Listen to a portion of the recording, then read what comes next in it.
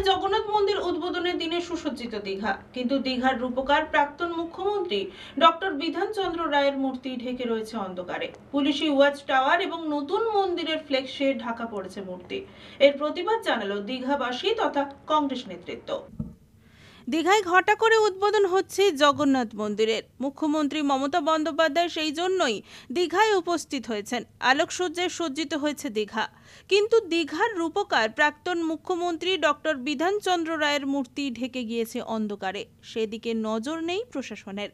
দীঘায় ঢোকার মুখে ওল্ড দীঘা মোড়ের কাছে বিধান চন্দ্র রায়ের একটি মূর্তি অনেকদিন আগেই বসানো হয়েছিল, কিন্তু এই উদ্বোধনী অনুষ্ঠানের ঠেলায় সেই মূর্তি ঢাকা পড়েছে পুলিশের ওয়াচ টাওয়ার এবং জগন্নাথ মন্দিরের ফ্লেক্সে।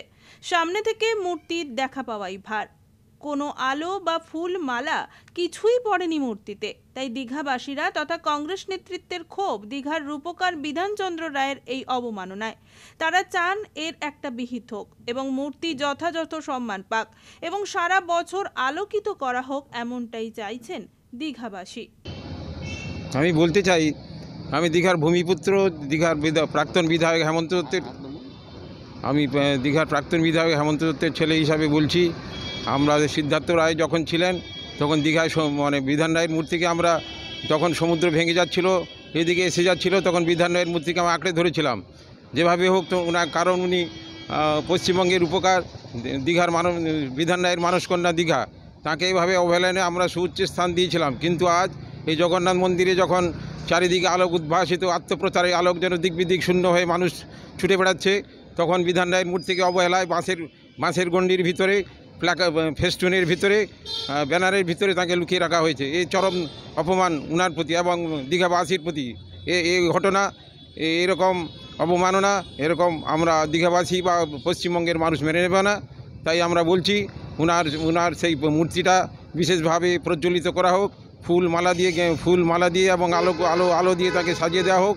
এবং আমরা বহুবার দীঘার বলেছি যে আপনারা যেসব মহামানবের মূর্তি আছে, বিশেষ করে বিধান রায়, নেতাজি এবং যেখানে যেখানে মহাপুরুষদের মূর্তি আছে, সেগুলো ভালো করে আলোকজ্জিত করা হোক। এবং বিশেষ করে আজকের দিনে উনাকে এভাবে অবহেলায় ফেলে রাখা আমি মানুষ হিসাবে মেনে নিতে পারছি না, এবং দীঘাবাসী হিসাবে আমি এটা মেনে নিতে পারছি না।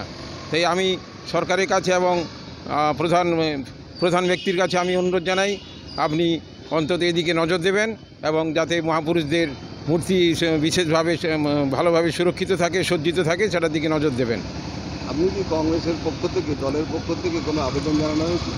হ্যাঁ, আমি দু তিনবার অ্যাডমিনিস্ট্রেটরকে লিখেছি, তারপরে ডিএমকে লিখেছি এবং এসডিওকে লিখেছি, যাতে ওনাদের মূর্তিটা সুন্দরভাবে শ্রদ্ধা সহকারে সাজিয়ে তোলা হয় এবং জনমানসে ভালোভাবে প্রতিভাত হয় যে উনি এখানকার বিশেষ রূপকার বা শ্রেষ্ঠ রূপকার হিসাবে, পশ্চিমবাংলার শ্রেষ্ঠ রূপকার, শ্রেষ্ঠ মুখ্যমন্ত্রী হিসাবে ওনাকে তুলে ধরা হোক। ওনার স্মৃতিফলক বা কিছু স্তুতি বা শ্রদ্ধা যেন জানানো হয় তার লেখার মাধ্যম দিয়ে। সেগুলো কোনো কিছু হয়নি।